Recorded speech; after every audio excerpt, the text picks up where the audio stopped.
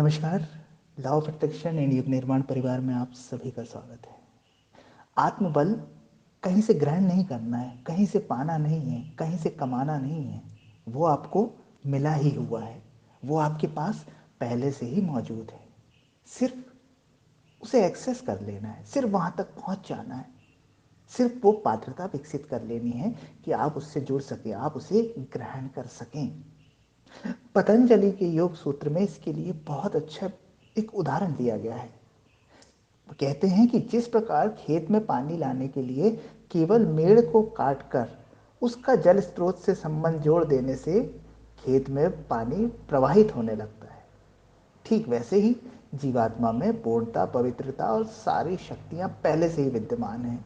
हमें शरीर और मन के भौतिक बंधनों की मेड़ काटकर उसका संबंध आत्मा से जोड़ देने की आवश्यकता है।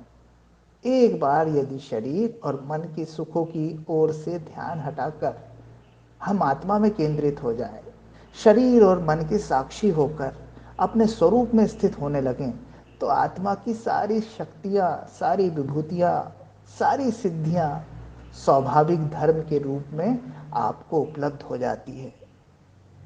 और ऐसा ना करने तक मनुष्य का जीवन कीड़े मकोड़े के से बिल्कुल भी भिन्न नहीं है, लगभग उन्हीं के समान है, ऐसा विवेकानंद कहते हैं। तो कितना महत्वपूर्ण है आत्मबल, आत्मा की शक्ति, अपने आप में स्थित हो जाना। और अपने आप में स्थित हो जाने से, अपने बोध में स्थित हो जाने से सारी शक्तियाँ, सारी सिद्धियाँ स्वयं ही मिलने लगती हैं।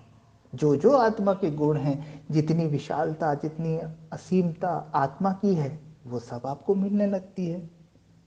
जैसे किसी ठंडे प्रदेश में जाने से आपको ऑटोमेटिक ठंडक का एहसास होने लगता है।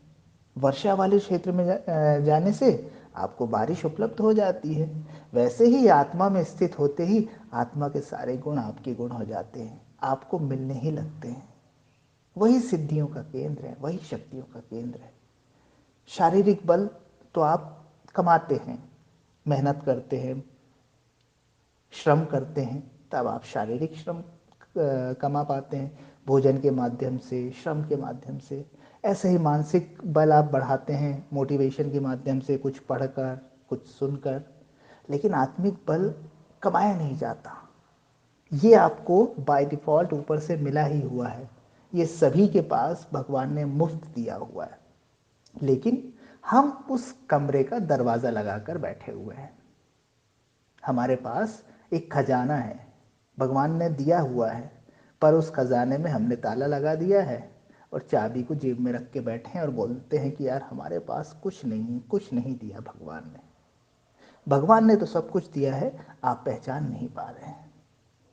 किसी को भगवान ने कभी पक्षपात पूर्ण नहीं किया है, किसी के साथ नहीं किया है, क्योंकि आत्मिक शक्ति, आत्मबल, ये सभी को समान मात्रा में मिला हुआ है। सभी के पास आत्मा का बल मौजूद है।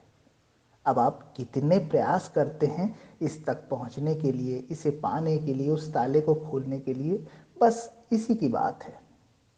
अगर आप कर लेते हैं तो बस आप मानव से महामानव बन जाते हैं, आप सिद्ध बन जाते हैं, आप ऋषि तुल्य हो जाते हैं, आप देवता हो जाते हैं।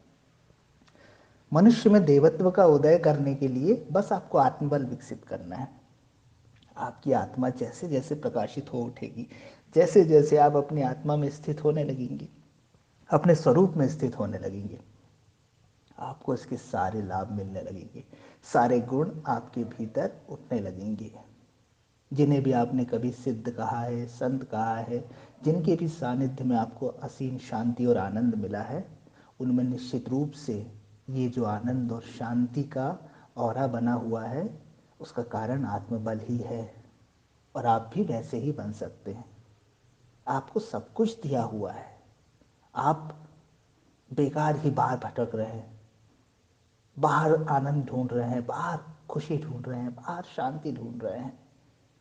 आपको खजाने का मालिक बनाया हुआ है ऊपर वाले ने, और आप बाहर जाके 100 रुपये, 150 रुपये की मजदूरी करना चाह रहे हैं। अरे खजाने का ताला खोलिए भाई, आप सब कुछ कर सकते हैं, आप सब कुछ पा सकते हैं। आप में वो शक्ति है, आप में वो आत्मबल है। बस जान जाइए, बस पहुंच जाइए और मिल जाएगा सब कुछ। धन्यवाद।